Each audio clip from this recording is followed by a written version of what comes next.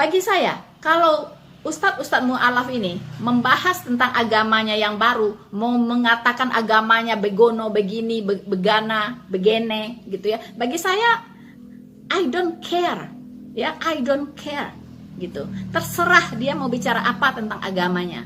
Tetapi ketika dia coba-coba, ya, berbicara tentang agama saya, keyakinan saya, Alkitab saya, Tuhan saya dengan tidak benar, ya, saya berkewajiban untuk meluruskannya.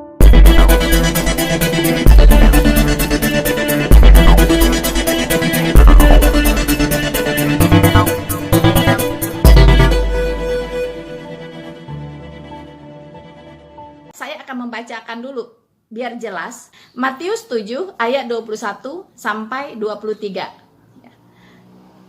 Bukan setiap orang yang berseru-seru kepadaku, Tuhan, Tuhan, akan masuk ke dalam kerajaan sorga, melainkan dia yang melakukan kehendak Bapakku yang di sorga. Pada hari-hari akhir, banyak orang akan berseru kepadaku, Tuhan, Tuhan, bukankah kami bernubuat demi namamu, ya, dan mengusir setan demi namamu, dan mengadakan banyak mujizat demi namamu juga? Pada waktu itulah aku akan berterus terang kepada mereka dan berkata, aku tidak pernah mengenal kamu, enyahlah daripadaku, kamu sekalian pembuat kejahatan. Nah, ini ayat inilah yang dijadikan senjata pamungkas dalam kata tanda kutip anggapan para mu'alaf ini, ya, untuk menyerang ketuhanan Yesus. Kita akan dengarkan apa tanggapan, ya, pemahaman seorang ustadz mu'alaf Kainama, ya, tentang Matius 7, ya, ayat 21 sampai 23, ya. Mari kita simak baik-baik. Bapak Ibu, saya tidak pernah bawa Bible, tapi biasanya saya bawa Bible. Tidak bawa Bible.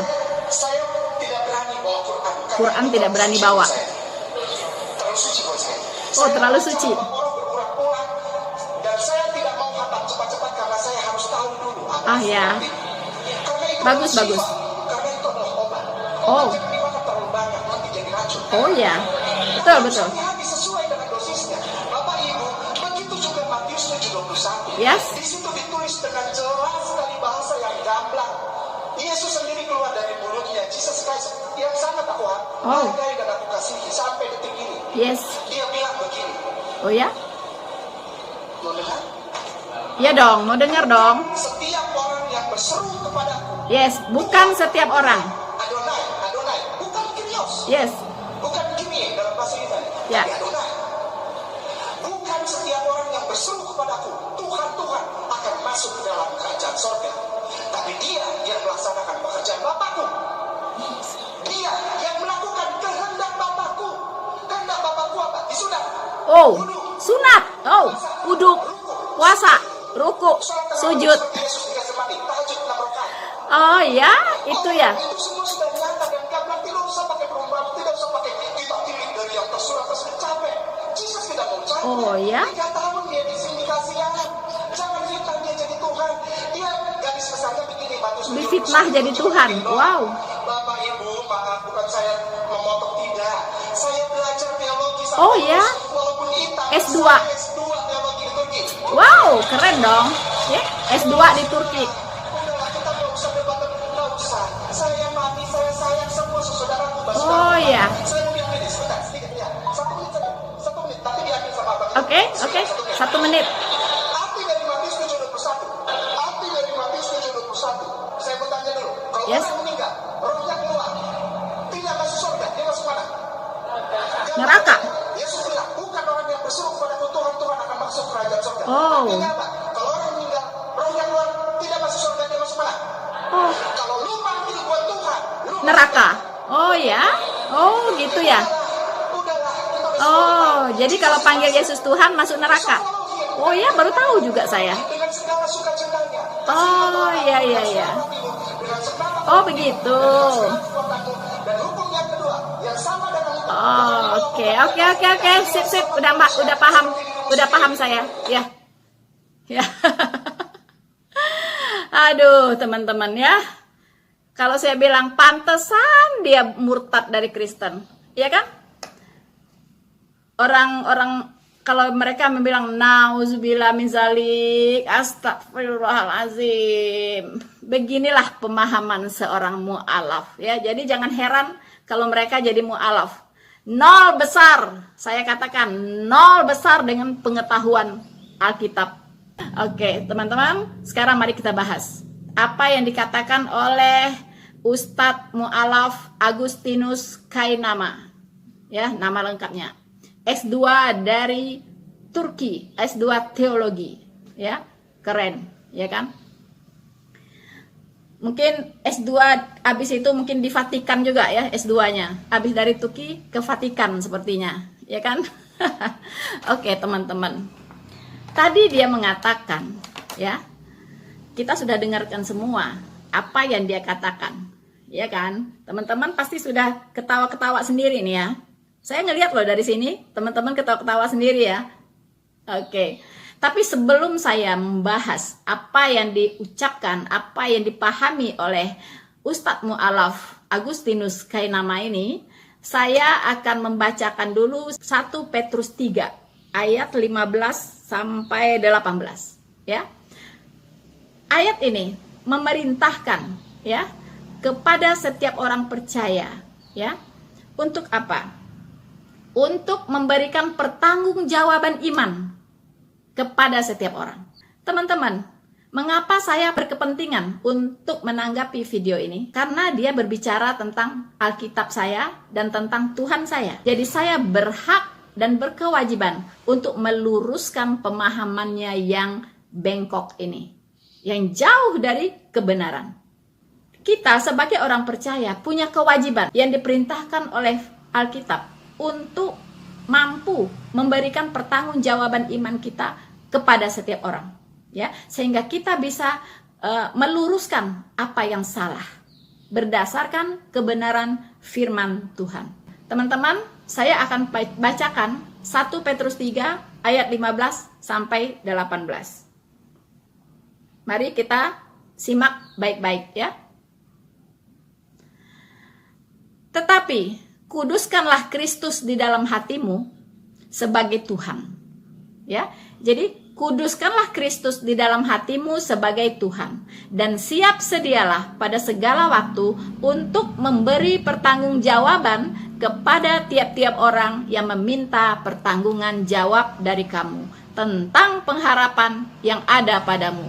Tetapi haruslah dengan lemah lembut dan hormat, dan dengan hati nurani yang murni, supaya mereka yang memfitnah kamu karena hidupmu yang saleh dalam Kristus menjadi malu karena fitnahan mereka itu. Sebab lebih baik menderita karena berbuat baik, jika hal itu dikehendaki Allah, daripada menderita karena berbuat jahat.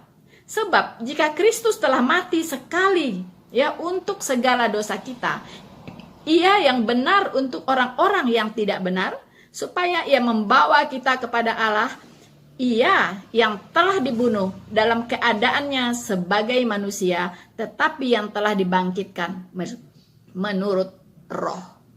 Teman-teman, jelas ya, kita wajib untuk memberikan pertanggungjawaban iman kita kepada setiap orang ya.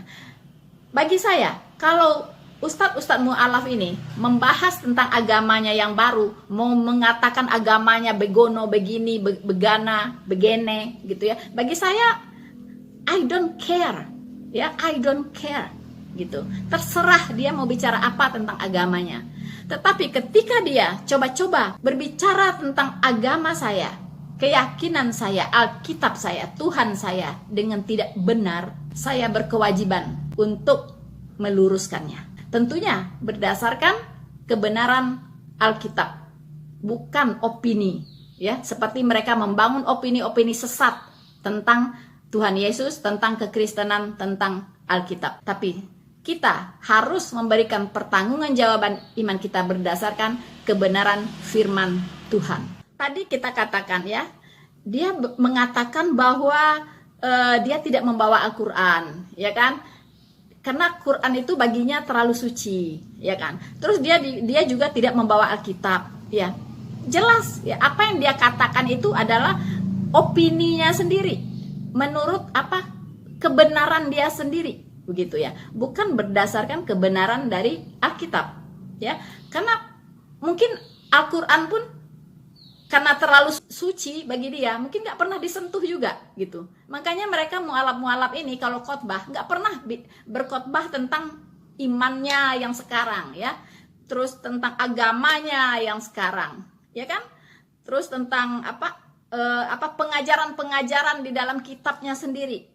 Coba Anda lihat, mereka itu berkhotbah tentang kekristenan, tentang Alkitab, ambil ayat-ayat Alkitab, ya kan?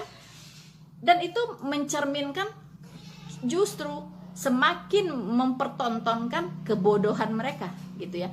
Kenapa? Logika sehatnya, kalau mereka ini memahami Alkitab dengan baik sebelumnya, ya, dan menguasai firman Tuhan dengan baik, dijamin tidak akan jadi mu'alaf, tidak akan keluar dari iman Kristen. Itu logika sehatnya, ya. Nah, karena kekacauan pemahaman mereka inilah, ya, saya nggak tahu waktu mereka jadi Kristen ngapain aja gitu. Nah, jadi Kainama ini saya pikir dia banyak gagal paham, ya kan. Kemudian dia mengatakan bahwa kita ini memfitnah Yesus, ya kan.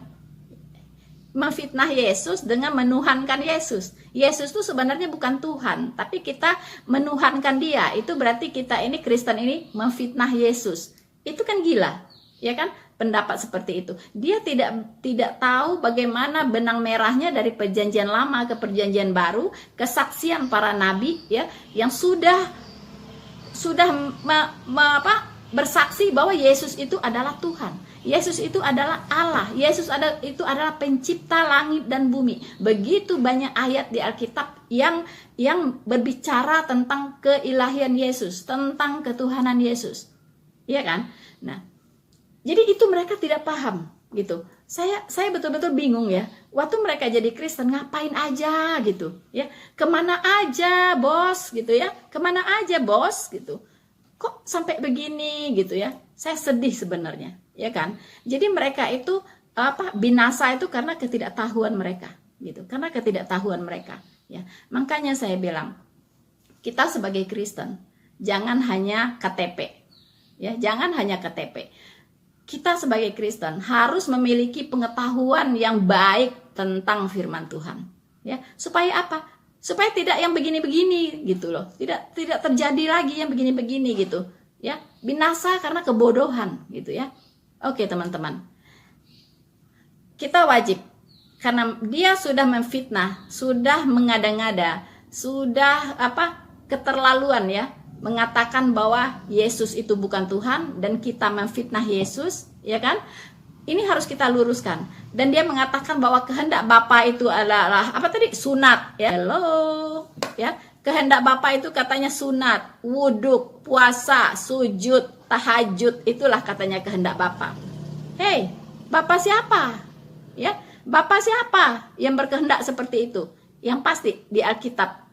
Bapa yang ada di Alkitab, Jehovah, tidak pernah mengatakan bahwa itulah kehendaknya. Ya, jadi kalau tidak bisa membedakan tata ibadah di perjanjian lama dengan peralihan tata ibadah ke perjanjian baru, akhirnya gagal paham seperti ini. Masih bicara sunat, masih bicara wudhu, ya, puasa, sujud, tahajud. Aduh, dari mana dasarnya gitu loh? Sumbernya dari mana? Ya, nggak ada di Alkitab gitu. Yang begitu-begitu ya. Nah, teman-teman. Jadi saya akan bacakan mengapa kita wajib untuk menanggapi kekeliruan dari Ustadz Mu'alaf ini. Karena kita diperintahkan oleh Alkitab ya. 2 Timotius 4 ayat 2 sampai 5. Beritakanlah firman, ya, dengar baik-baik. Beritakanlah firman, siap sedialah baik atau tidak baik waktunya. Ya, nyatakanlah apa yang salah, tegurlah dan nasihatilah dengan segala kesabaran dan pengajaran. Karena akan datang waktunya orang tidak dapat lagi menerima ajaran sehat, tetapi mereka akan mengumpulkan guru-guru menurut kehendaknya untuk memuaskan keinginan telinganya. Mereka akan memalingkan telinganya dari kebenaran dan membukanya bagi dongeng, ya. Tetapi kuasailah dirimu dalam segala hal. Sabarlah menderita, lakukanlah pekerjaan pemberitaan Injil dan tunaikanlah tugas pelayananmu. Teman-teman, jelas kita harus menasehati, harus menegur bahkan, ya. Tapi dengan penuh kesabaran. Karena ketidakbenaran itu tidak boleh dibiarkan. Apalagi ini berhubungan dengan iman kita, ya. Tidak boleh kita biarkan. Jadi dengarkan, kalau kesalahan dibiarkan, lama-lama akan dianggap sebagai kebenaran. Nah, ini berbahaya, ya. Jadi setiap kesalahan harus langsung kita tanggapi supaya tidak menjadi virus, ya. Virus seperti virus corona menjalar, ya. Akhirnya yang nggak benar dianggap benar nanti oleh banyak orang, ya kan? Oke, teman-teman. Nah, tadi Kainama mengatakan bahwa orang yang menuhankan Yesus itu pasti masuk neraka. Dia berdasarkan Matius 7 ayat 21 sampai 23 ini. Karena berbunyi, bukan setiap orang yang berseru-seru kepadaku Tuhan, Tuhan akan masuk ke dalam kerajaan sorga, melainkan dia yang melakukan kehendak Bapakku yang di sorga. Ya, pada hari terakhir banyak orang akan berseru kepadaku Tuhan, Tuhan, bukankah kami bernubuat demi namamu? Bukankah kami mengusir setan demi namamu dan mengadakan banyak mujizat demi namamu juga? Pada waktu itulah aku akan berterus terang kepada mereka dan berkata, aku tidak mengenal engkau, ya. Enyahlah daripadaku, kamu sekalian pembuat kejahatan. Teman-teman, perhatikan, ya. Perhatikan. Saya tidak mengerti orang yang katanya S2, ya. S2 teologi di Turki, ya. Tapi tidak mengerti bahasa Indonesia, ya. Padahal Alkitab sudah diterjemahkan ke bahasa Indonesia, masih nggak ngerti, gitu ya kan. Coba lihat, apa bunyi kalimat pertama dari ayat ini? Bukan setiap orang. Coba digaris bawahi dulu itu. Apa artinya bukan setiap orang yang berseru-seru kepadaku Tuhan yang masuk ke dalam kerajaan surga, melainkan dia yang melakukan kehendak Bapakku yang di surga. Nah, kita bahas satu ayat ini dulu, ayat 21.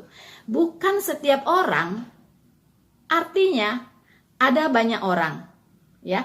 Ada banyak orang Kristen, ya. Kan pasti orang Kristen dong yang memanggil Yesus Tuhan. Nggak mungkin orang Buddha, orang Hindu, nggak mungkin. Orang Muslim apalagi gitu kan, memanggil Tuhan. Itu pasti orang Kristen semuanya. Begitu banyak. Anggaplah orang Kristen di bumi ini mungkin kita anggap aja lah 10 miliar. Anggap aja 10 miliar, ya. Nah, ayat ini mengatakan bukan setiap orang Kristen, bukan setiap orang Kristen. Apa artinya kalau bukan setiap? Bedakan ya, bukan setiap orang Kristen dengan setiap orang Kristen. Beda nggak? Ya, bukan setiap anak-anak, setiap anak-anak. Nah, beda nggak? Bukan setiap. Kata bukan itu sangat mempengaruhi, ya. Jadi bukan setiap orang Kristen dan setiap orang Kristen. Kalau setiap orang Kristen itu semua orang Kristen pasti masuk neraka. Ya, setiap orang Kristen yang berseru-seru kepadaku Tuhan, Tuhan tidak akan masuk ke dalam sorga. Artinya semua orang Kristen masuk neraka. Kalau setiap, ya. Tapi kalau bukan setiap orang yang berseru-seru kepadaku Tuhan, Tuhan yang akan masuk ke dalam kerajaan sorga. Berarti ada yang masuk, ada yang tidak. Ya kan? Karena bukan setiap gitu. Nah, ada yang masuk sorga, ada yang tidak masuk sorga. Ini persoalannya sebenarnya yang harus dipahami oleh S2 teologi ya dari Turki ini ya. Ngapain aja S2-nya? Oke, teman-teman. Bukan setiap orang. Artinya ada Kristen yang masuk sorga, ada Kristen yang tidak masuk sorga. Itu jelas. Memang begitu, memang demikian adanya. Ada Kristen KTP, ada Kristen lahir baru yang sungguh-sungguh dalam Tuhan, percaya sungguh-sungguh dalam Tuhan. Ada cuman KTP-nya doang yang Kristen. Ya kan? Nah, kalau kamu tidak dilahirkan kembali, kata Tuhan Yesus, engkau tidak akan dapat masuk ke dalam kerajaan sorga. Jadi Kristen lahir baru itu pasti masuk sorga. Tapi Kristen KTP yang akhirnya bisa jadi ujung-ujungnya jadi mualaf kayak dia ini, itu pasti dijamin, ya kan? Tidak akan masuk sorga. Begitu. Makanya saya di mana-mana selalu berkata, please deh ya, semua orang Kristen itu harus belajar Alkitab. Jangan malas, ya. Jangan sudah Kristen KTP lalu diam tenang-tenang aja udah selamat gitu. Bukan begitu. Nanti Anda akan banyak menghadapi penyesat-penyesat di bumi ini. Dan kalau Anda tidak bisa mempertanggungjawabkan iman Anda, akhirnya mualaf kayak gini. Begitu ya. Nah, jadi bukan setiap orang yang berseru-seru kepadaku Tuhan, Tuhan. Ya, artinya ada yang masuk surga, ada yang tidak. Itu pegang dulu. Ya, berarti ada yang masuk surga, ada yang tidak. Nah, yang masuk surga ini siapa? Kalimat lanjutnya. Melainkan dia yang melakukan kehendak Bapakku yang di sorga. Ya, jadi yang masuk sorga ini adalah yang orang Kristen yang melakukan kehendak Bapa di sorga. Artinya orang yang tidak melakukan kehendak Bapa di sorga akan masuk neraka. Tuh, garis bawahi dulu. Oke? Nah, sekarang kita cari tahu kehendak Bapa di sorga ini apa? Apa? Apakah sunat, wudhu, puasa, sujud, tahajud, seperti yang dikatakan oleh Ustadz Mu'alaf tadi? Ya kan? Apakah memang demikian? Wow, kalau begini nggak usah jadi Kristen saya. Ya kan, ngapain? Kalau itu cuman kehendak Bapa, cuman gitu doang, saya juga bisa. Cuman disunat, sunat boleh, perempuan juga disunat. Semua saya bisa lakuin sih itu. Untuk apa jadi Kristen? Kalau cuman itu kehendak Bapaknya?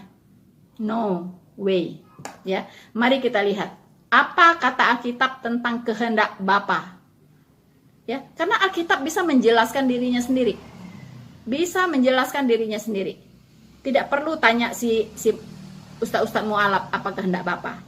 Kehendak Bapa yaitu buka Yohanes 6 ayat 40. Saya bacakan. Sebab inilah kehendak Bapakku. Nah, dengarkan. Ya, ini Tuhan Yesus sendiri yang bicara. Sebab inilah kehendak Bapakku, yaitu supaya setiap orang yang melihat anak dan percaya kepadanya beroleh hidup yang kekal. Ya. Dan supaya aku membangkitkannya pada akhir zaman. Inilah kehendak Bapa. Hello. Ya, ini kehendak Bapa. Bukan sunat, wudhu, tahajud. OMG.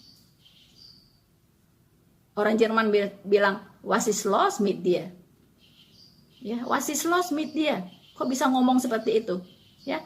Jadi kehendak Bapa itu yaitu kita percaya kepada Tuhan Yesus. Ya. Setiap orang yang melihat anak harus percaya kepadanya. Maka dia akan beroleh hidup yang kekal. Dan dia akan membangkitkan orang tersebut di akhir zaman. Ini kehendak Bapa supaya semua orang percaya kepada Yesus. Percaya kepada Tuhan Yesus. Percaya kepada firman-firmannya. Percaya kepada semua ucapan-ucapannya. Percaya kepada janji-janjinya. Percaya kepada anugerah keselamatan yang sudah dia berikan kepada kita. Yaitu kasih karunia yang begitu besar. Dia sudah mati di kayu salib menggantikan kita dihukum. Dan kita tidak perlu lagi dihukum karena dosa kita. Tapi kita sekarang hidup bagi dia. Karena dia sudah mati bagi kita. Itulah iman kekristenan. Dan kehendak Bapa, percayalah dengan itu semua. Percayalah. Maka kamu akan menerima hidup yang kekal. Dan akan dibangkitkan oleh Tuhan Yesus di akhir zaman. Itulah kehendak Bapa, teman-temanku. Bukan seperti Ustadz Mu'alaf Kainama ngomong gitu. Apa hubungannya dengan sunat? Apa hubungannya dengan tahajud? Apa hubungannya dengan tetek bengek tadi itu? Nggak ada gitu. Ya, ngawur. Oke? Jadi percayalah, ya, percayalah kepada Tuhan Yesus. Itulah kehendak Bapa di surga. Nah, kita lanjut ayat 22. Pada hari terakhir banyak orang akan berseru-seru kepadaku, Tuhan, Tuhan, Bukankah kami bernubuat demi namamu, mengusir setan demi namamu, mengadakan banyak mujizat demi namamu juga? Pada waktu itulah aku akan berterus terang kepada mereka dan berkata, aku tidak pernah mengenal kamu. Benyalah daripadaku, kamu sekalian pembuat kejahatan. Apa maksudnya? Apa maksudnya gitu? Bukannya sekarang di mana-mana banyak orang yang mengadakan begitu banyak manifestasi roh katanya, ya kan? Mengusir setan, bernubuat, bermujizat, ya kan? Melakukan bermacam-macam mujizat-mujizat di mana-mana. Nah, ya. Ini berarti ada persoalan dengan semua ini. Ya kan? Ada persoalan. Kenapa Tuhan Yesus sampai mengenyahkan orang seperti ini? Tapi kita garis bawahi ya, pada hari terakhir. Pada hari terakhir berarti sekarang-sekarang ini gitu. Ya, di akhir zaman ini, inilah hari-hari terakhir, sudah hari-hari terakhir ini gitu. Dan kita lihat semakin banyak kita lihat orang-orang yang seperti ini. Kesaksian-kesaksian di mana-mana itu tentang hal seperti ini gitu. Saya banyak sekali mendengar kesaksian-kesaksian ya tentang bernubuat corona ya akan lenyap ya pada bulan apalah gitu ya. Berarti nubuatannya tidak terjadi. Kalau nubuatan tidak terjadi, itu bukan dari Tuhan.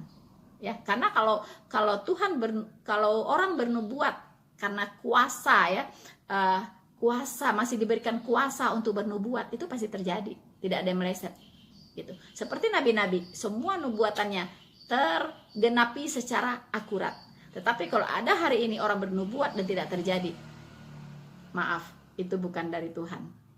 Teman-teman, ayat 22 ini harus ayat saya singgung sedikit. Saya tidak mau menyinggung siapapun ya, tapi saya hanya berbicara berdasarkan kebenaran firman Tuhan ya. Nah, kita akan melihat ayat 22 ini ya tentang nubuatan ya, tentang kuasa melakukan mujizat-mujizat ya. Maaf saudara-saudaraku ya, bahwa itu semua sudah tidak ada lagi. Stop, karena pewahyuan sudah berhenti ya. Nubuat, orang bernubuat itu adalah proses, salah satu bentuk proses pewahyuan. Kalau nubuatannya ditulis itu udah dari wahyu, karena nubuatan itu berasal dari Allah ya. Allah ingin menyampaikan sesuatu lewat orang ini, maka dia bernubuat.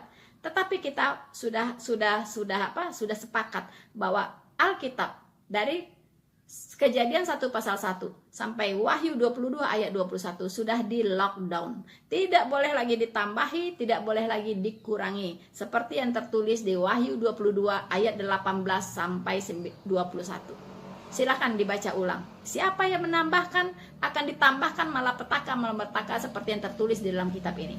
Ya. Siapa yang berani mengurangkan apa yang tertulis dalam kitab nubuat itu, maka dia akan diambil dari pohon kehidupan. Ya, jadi sangat-sangat berbahaya. Ya, jadi tidak nubuat jalan terus itu berarti tidak Alkitab itu belum ditutup gitu, masih jalan terus pewahyuannya gitu ya, masih jalan terus gitu. Sementara Alkitab sudah di lockdown, tidak boleh lagi ditambahi, tidak boleh dikurangi, baik lisan maupun tulisan. Cukup finish sampai Wahyu 22 ayat 21 ditutup dengan kata amin. Jadi kalau setelah Alkitab ya Wahyu 22 ayat 21 masih ada yang mengaku-ngaku mendapat wahyu, mendapat menerima wahyu baik melalui mimpi, didatangin oleh malaikat lah dan sebagainya, pastikan itu bukan dari Tuhan. Karena Tuhan tidak pernah menurunkan wahyu lagi setelah Wahyu 22 ayat 21. Nah, teman-teman, apa yang Rina Solihin katakan? Apakah dia berilusinasi ataukah itu benar Alkitab yang mengatakan? Ya. Untuk itu, mari kita buka 1 Korintus 13 ayat 8 sampai 10 untuk membuktikan bahwa apa yang saya katakan tadi itu saya tidak berilusinasi, atau saya tidak beropini. Ya, saya bacakan untuk Anda semua. Kasih tidak berkesudahan, nubuat akan berakhir. Dengarkan, nubuat akan berakhir, bahasa roh akan berhenti, pengetahuan akan lenyap. Ya, sebab pengetahuan kita tidak lengkap dan nubuatan kita tidak sempurna. Tetapi jika yang sempurna tiba, maka yang tidak sempurna itu akan lenyap. Ya, jadi yang tidak sempurna itu apa? Yaitu bahasa roh, ya, nubuat dan pengetahuan. Bukan pengetahuan, ilmu pengetahuan, bukan. Maksudnya orang itu diinspirasikan oleh Allah, kemudian dia tahu hal-hal ya yang akan datang. Nah, itu namanya pengetahuan yang diilhamkan oleh Allah. Nah, itu tidak ada lagi, ya. Seperti para rasul, para nabi menulis Alkitab itu berdasarkan pengetahuan dari Allah, ilham dari Allah. Ya, itu maksudnya. Nah, itu tidak ada lagi. Sudah berhenti, lenyap, ya. Ayat ini mengatakan pengetahuan akan lenyap, ya. Dari bahasa aslinya itu bahasa lidah, bukan bahasa roh. Tidak ada bahasa roh, ya, tapi bahasa lidah. Alkitab mengatakan, ya, bahwa yang sempurna itu adalah Alkitab. Ya. Bahasa aslinya toteleon. Ya, toteleon itu kata benda, ya. Toteleon itu Alkitab. Bukan Tuhan, banyak yang mengatakan itu Tuhan Yesus, bukan person. Klop dengan Wahyu 22 ayat 21 bahwa firman Tuhan ini, Alkitab firman Tuhan ini sudah sempurna. Jadi omong kosong kalau ada yang mengatakan dia menyempurnakan Alkitab. Omong kosong, hello. Ya. Alkitab ini sudah sempurna, tidak perlu lagi disempurnakan. Ya. Oke, teman-teman. Jadi sudah tidak ada nubuatan. Ya, sudah tidak ada karunia bermujizat, sudah tidak ada lagi. Ya, tapi mujizat itu akan tetap ada. Ya, saya banyak sekali mengalami mujizat, tapi karunia melakukan mujizat itu tidak ada lagi setelah para rasul tidak ada. Karena karunia melakukan mujizat itu adalah tanda-tanda yang diberikan kepada para rasul untuk tujuan meneguhkan firman yang mereka sampaikan. Ya, bagaimana mungkin seorang nelayan tiba-tiba bicara tentang kerajaan Allah? Ya kan? Orang tahu apa latar belakang dia, pendidikan dia seperti apa, kehidupannya seperti apa. Tahu-tahu dia bicara tentang kerajaan Allah. Apakah orang mau percaya? Apakah orang mau percaya begitu saja? Tuhan tahu, saudara-saudara. Tuhan tahu. Dia tidak akan percaya kepada para rasul yang dari orang-orang yang sangat sederhana ini. Ya, orang tidak akan percaya dengan omongan dia. Makanya Allah memberikan dia kuasa-kuasa, tanda-tanda untuk meneguhkan firman yang dia sampaikan. Kuasa-kuasa, tanda-tanda itu apa? Yaitu kuasa-kuasa melakukan mukjizat. Ya, kalau dia katakan kepada orang lumpuh berdiri, saat itu juga orang lumpuh itu akan berjalan. Ya, sembuh. Hanya satu kata, sembuh. Saat itu juga orang sakit itu akan sembuh. Ya, tidak ada alasan. Oh, ini nggak sembuh karena imannya kurang oke gitu. Nggak ada begitu. Ya, mau beriman mau nggak beriman, kalau Rasul bilang sembuh. Walaupun dia orang berdosa sekalipun dibilang sembuh gitu. Ya, waktu mengusir setan, orang yang kerasukan setan keluar, katanya kepada setan-setan itu. Setan-setan itu keluar. Itulah karunia kerasulan, ya, karunia kerasulan yang diberikan oleh Allah kepada mereka. Nah, apakah ini opini saya? Apakah saya berilusinasi lagi? Mari kita buktikan. 2 Korintus 12 ayat 2. Saya bacakan. Segala sesuatu yang membuktikan, ya, bahwa aku adalah seorang rasul telah dilakukan di tengah-tengah kamu dengan segala kesabaran oleh tanda-tanda, mujizat-mujizat dan kuasa-kuasa. Ya. Jadi Rasul Paulus itu berkuasa melakukan mujizat dan banyak orang yang menyaksikan itu. Ya.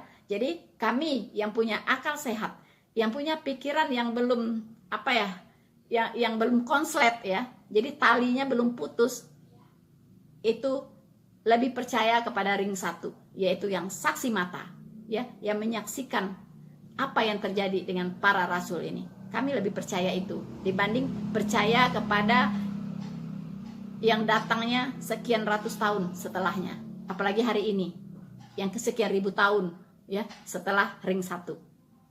Oke, teman-teman.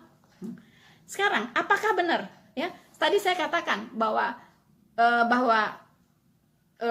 kuasa-kuasa, ya, mujizat-mujizat yang diberikan kepada para rasul ini tujuannya adalah meneguhkan firman yang mereka sampaikan, ya, supaya tidak saya dikatakan berbohong. Mari kita buka Kisah Para Rasul 2 ayat 43, ayat 43.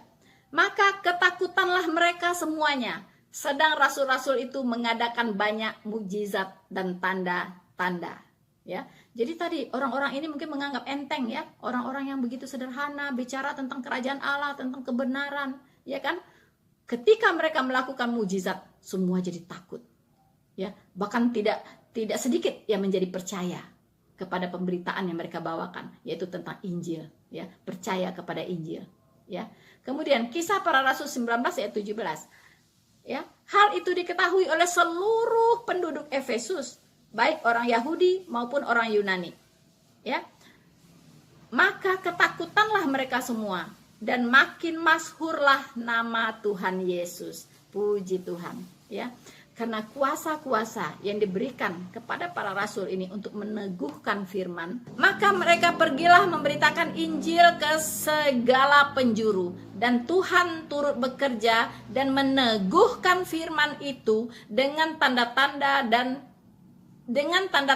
yang menyertainya. Jadi tanda-tanda ini menyertai firman itu. Makanya rasul itu diberikan kuasa untuk melakukan mukjizat. Ya, kuasa untuk bernubuat, kuasa untuk mengusir setan dan sebagainya.